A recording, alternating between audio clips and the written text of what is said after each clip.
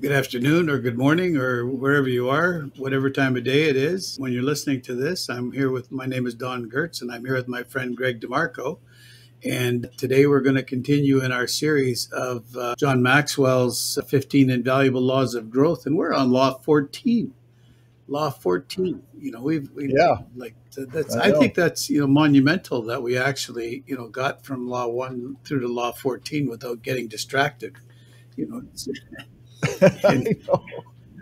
Us, yeah, us yeah. seniors and all. Yeah, in our world today, we it's not hard to get distracted, right? I mean, like there's so much happening and all that other kind of stuff. But the 14th law is the law of expansion. You think, what kind of law is Yeah. expansion? And what is expansion really? And I think he describes it as that growth always increases your capacity, and we don't often talk about capacity in when we talk about sales, do we? No, but we should because it's kind of an integral part to getting what you want out of being in sales, right? Is what is our capacity? What is our growth? What is our direction? You Yeah, know. I think what we miss is that as we get better, as we grow, we're able to handle more. Like when you first start doing something, do you ever do it well? Well, I do. I don't know about you. Okay. No, no, I don't.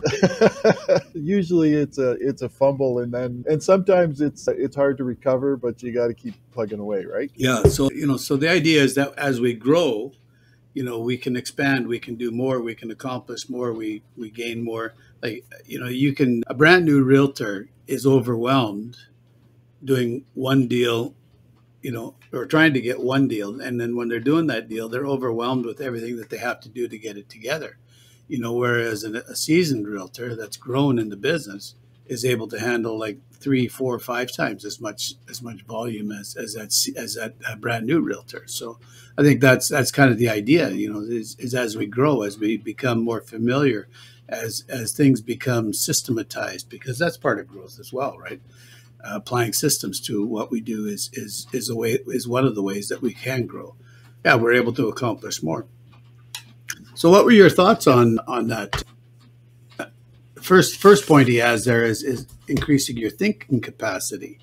How do you actually increase your thinking capacity?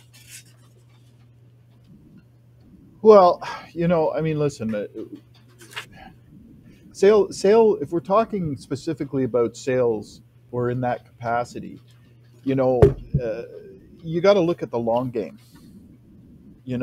I mean, I've had a career of 40 years in sales, and I've sold a lot of different things. So I look at it and I go, in the context of sales, and thinking and increasing that is how much am I growing personally? So when I look at myself inside, I go, where have I screwed up? Where have I had successes? And I expand on that because it's if you want to, like, the way I look at it is if you want to increase your skills and your knowledge so that you can do a better job, this translates into so many different things. So what am I going to do personally to grow, and then how am I going to apply that to the job I'm in? So improving my skills and expanding my knowledge base, right? So how am I going to do that? Well, I'm going to try and understand the products and services I'm selling. I'm going to try and understand and master different selling techniques. I'm going to stay updated on industry trends, or it's going to make me more proficient at sales. And it's like you and I had this discussion not too long ago. And whenever I go into a new job, I look at finding the top salespeople, and I ask them, I pelt them with questions. I'll tell you, I'm an irritating bugger sometimes, Well, I know that. but yeah, I know you know that, but it's true. I'll ask questions and I'll shadow them. Even though I have a lot of experience, I'm not arrogant enough to think that I know everything about every industry, and I certainly don't. So by learning and expanding, I see what they do and how they're being successful, and then I try and apply those techniques to my own. So, expanding your thinking has a lot to do with expanding your skills and your personal growth. That's how I Yeah. kind of look at it. Yeah, no, I get that. I think it's that's a good way to look at it as well. John says that we should stop thinking more work, because sometimes we think in sales, you think, okay, how am I going to make, how am I going to make more sales? And then, we think, okay, well, you just got to do more, right? And there's a certain amount of truth to that.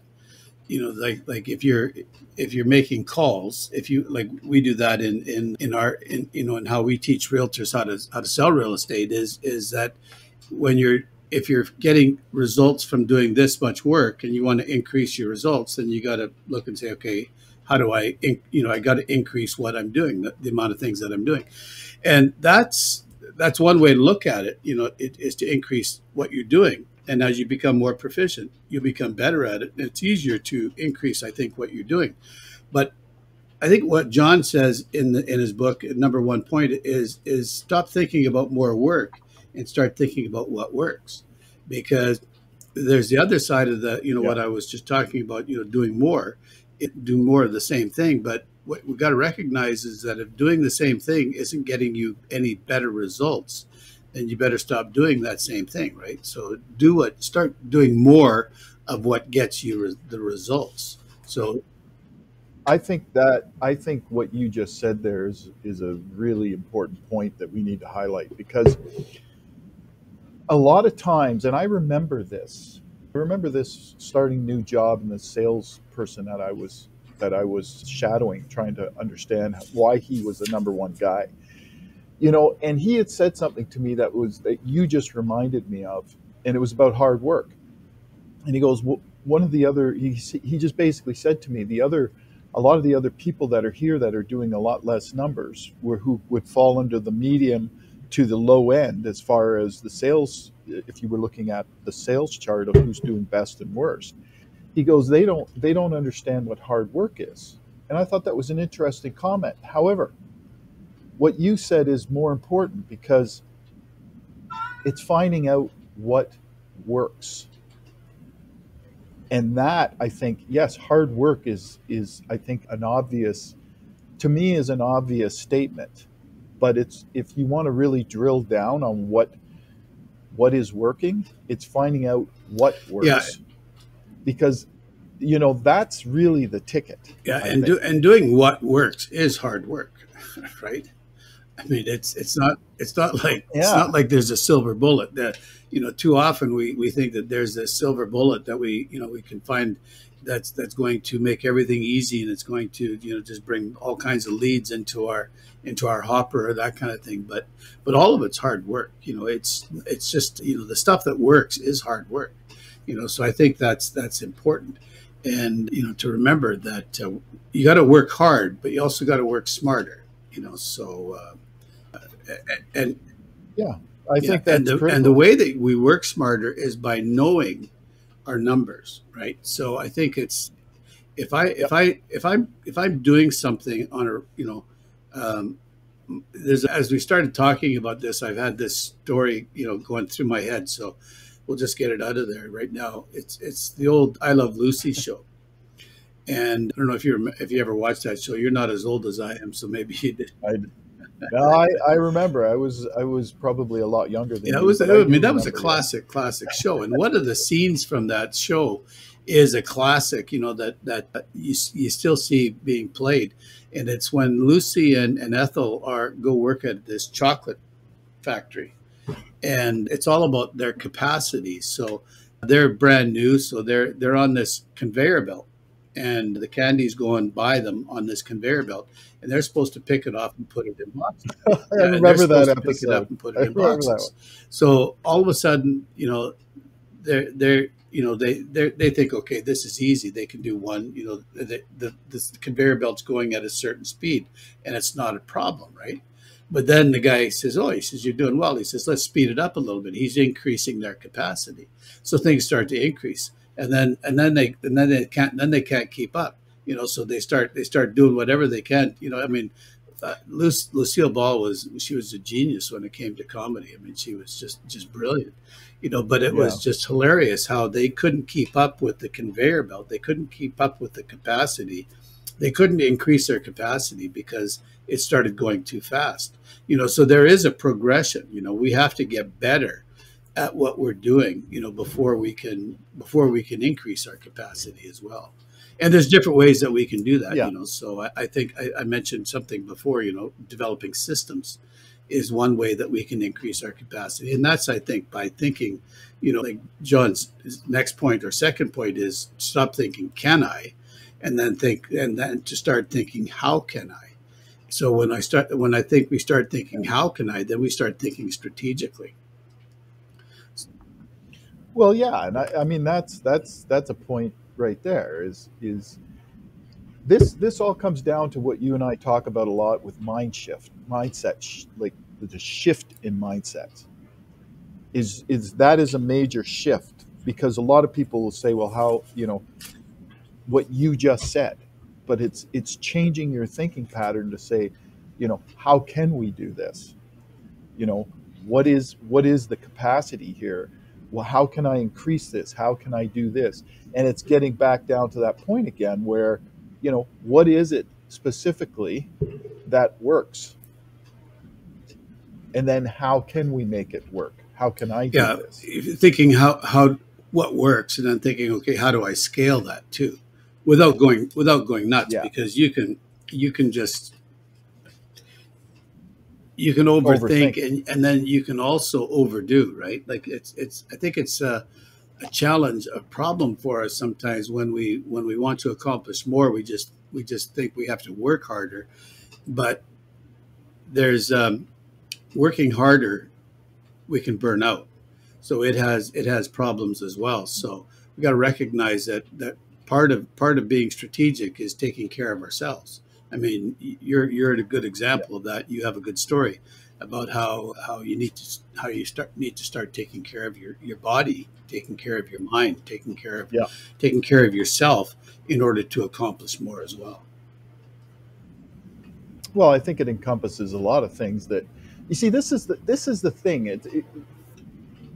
There's you and I can speak about a lot of things, but that's just it. It's a lot of little things and big things that make up the difference between success and mediocrity. And it's understanding that there's these little pieces that add up each day that make the difference. You know, is it? I think that there's something else here that you know when you mentioned that mediocrity, you know, success, the difference between success and mediocrity. What I was thinking is that sometimes if we're just mediocre at something, no matter what we try, we're just mediocre at something.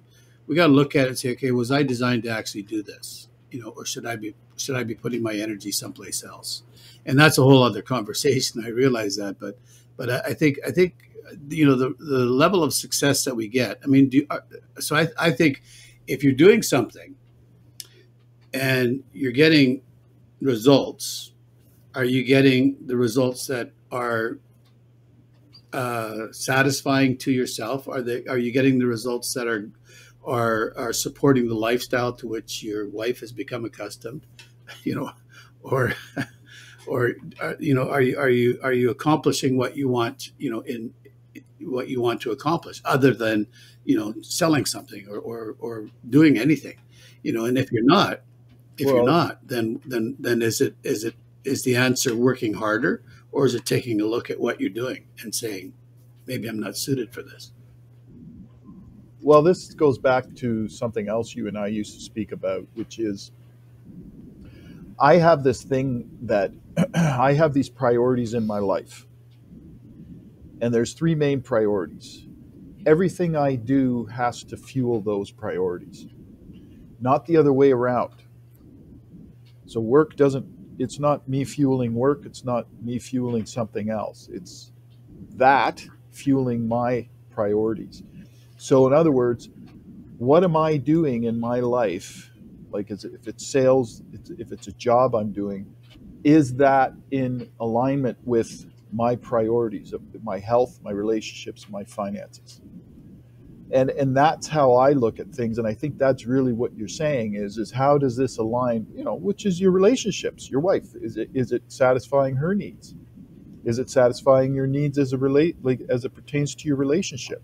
There's underlying values that we have that Yeah, you call them priorities, but I think what you're meaning is the same thing. They're values. Their their values, and values. our Yeah, values actually drive what we're doing.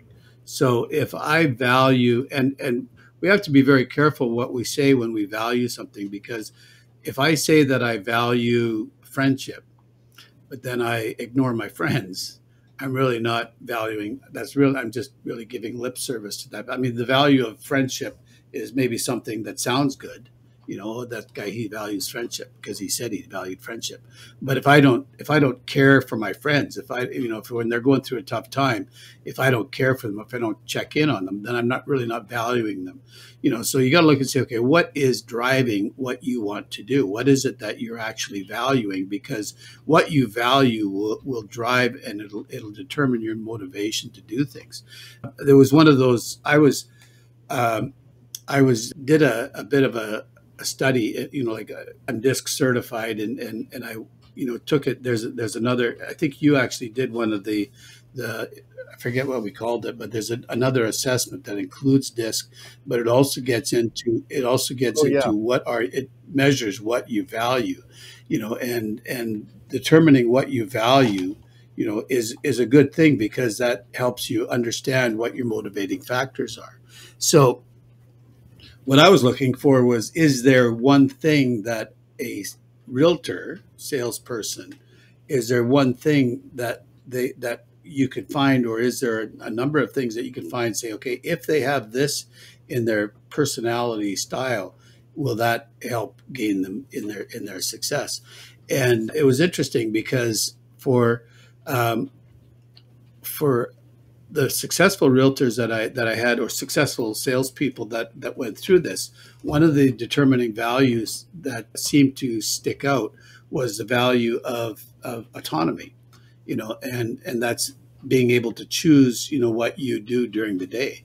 And then one of the other values was the determination that everything they did needed to have a return on the bottom line, kind of a thing. So, there's different things that we look at and say, okay, how do I get better at what I do? But also, am I going to be motivated to do this through, what I value? And I think, that's, again, that's a much longer conversation, I guess, and one that that I'm not, I'd have to go back and check my notes actually to speak more intelligently about it. But I think it's an interesting thing, But for us to understand what we value is one of the determining factors on whether or not we actually are going to be successful at what we're doing. uh, that I think is another good point. You're full of a lot of good Well, I points have my today, there, moments. Don. But it's true. I think that we have to, and it's something you alluded to a few moments ago. I think that's missed in people's thought processes sometimes as to what we value and how does that align with what we're doing. Because a lot of the times we can say we value something, which does relate to this chapter, by the way. And I think we say we value something, but you know, deep down, we're not doing what our values demand of us, or they're either really not those values. And I think that we need to, if we're into this, if we're talking and trying to keep it in terms of this law of expansion, that's, I think, a critical point, because if you want to grow, then you need to understand what those values are, and you need to be sticking to those values or change them. Yeah, sometimes it's hard to change our values, though, because they're ingrained in us. They're part of what we grew up with. You know, That's right. But then we have to start living by them. yeah, and I think one of the here's an example. Somebody might say, I value family, right? A salesman might say, I value my family, but they get so busy at work trying to make the next sale that they don't go to their kids' little league games. They don't go to their kids' hockey games. They don't take their wife out on a date. They don't do different things.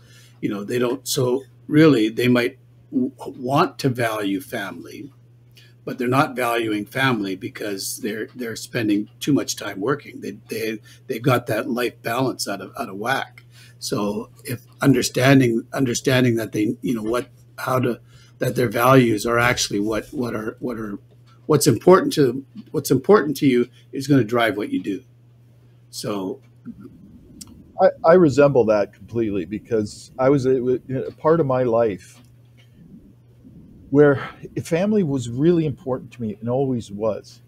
But I basically, my thought process was, and this was like 20 years ago, when I was go, go, go, friggin' 60-hour weeks, 70-hour weeks, working 7 days a week. And I thought, oh, you know what? I'll just make up, I'll do this and, I'll get a lot of money and, I'll make a lot and I'll be able to spend some more time. But that never happens because you get stuck in this grind. And then next thing you know, a year's gone by, or 5 years, or 10 years. And I used to be that guy. And it wasn't until much later that I realized that, you know, if these are so important to you, this is the question I asked myself, then why aren't you spending more time with your yeah, family? those are And yeah, that's a good those are example. hard questions to ask yourself, but it comes down to the law of expansion and capacity. If we're working too hard, if we're working too much, then have we figured out how to expand our capacity without sacrificing something else? I mean, that, yeah, Well, that's just it yeah, there. You just said it. It's like the law yeah. of The law of trade-offs. trade-offs. I mean, these all these laws, they build on one Like, another, right? So yeah. So what are you yeah. willing to sacrifice? And is it your time with your family, or is it your time So at when work? we talked about expansion, then there has to be we have to think, okay, how do I expand? How do I use systems? How do I use technology? I mean, you can expand by just getting better at something, right? Because no one's going to do something well the first time they do it. We know that.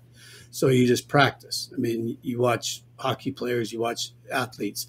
They practice, they practice, they practice, they practice. They and we should be practicing. I always find it amazing that we practice.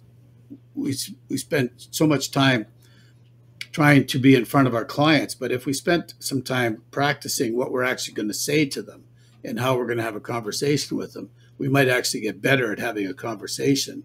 And, like we all talk about, it's all about the conversations, right? So if we practice having conversations instead of practicing on our clients, do you want to have a live person in front of you that you're practicing on, or do you want to practice? It's like the doctor practicing on his surgery techniques on a cadaver, instead of practicing his surgery techniques on a Yeah, live person, right? So it could be interesting. that's right. Anyway, I think that there's lots of different possibilities, and learning is discovering that something is possible. And how it's possible is by thinking better. It's working smarter. It's investing in systems, and also investing in different technologies. The big deal right now is AI technologies. How do we leverage those AI Yeah. technologies to get better at what we're doing? I had a real great conversation with a guy that I met um, over the last couple months. Took in some of his webinars, and he was talking about using AI. And anyway, I reached out to him and I said, hey, I asked him a question, and he came back to me and he says, you're somebody I'd like to talk to. Apparently, I'm a bit of a unicorn when it comes to technology and real estate, and I know that I've always been like that. But I've always looked at, say, how do I utilize technology to increase Yeah. what we're doing, to get better at what we're doing, to leverage it, so that I don't, because I mean, Henry Ford leveraged technology to to turn the auto industry on its ear, right? So Yep. yeah, The assembly line. and AI is the same kind of technology. You know, saying will have the same effect. Yeah, I think so too. That's another session. Maybe we talk about after we're finished the Yeah, 15 well, we got invaluable one more laws. week, so we got to start thinking about what we're going to do after this. Well, we'll talk about Yeah. it So after anyway, this. we've been going for a while here, Greg. So I want to thank you for joining us today, and we look forward to our last session on the 15 invaluable laws of growth. But today we've been talking about the law of expansion and how to get better. So take care, have a good week, and I'll let Greg have the same Thanks, everybody. last word. Well, thank you. Yeah. It was fun.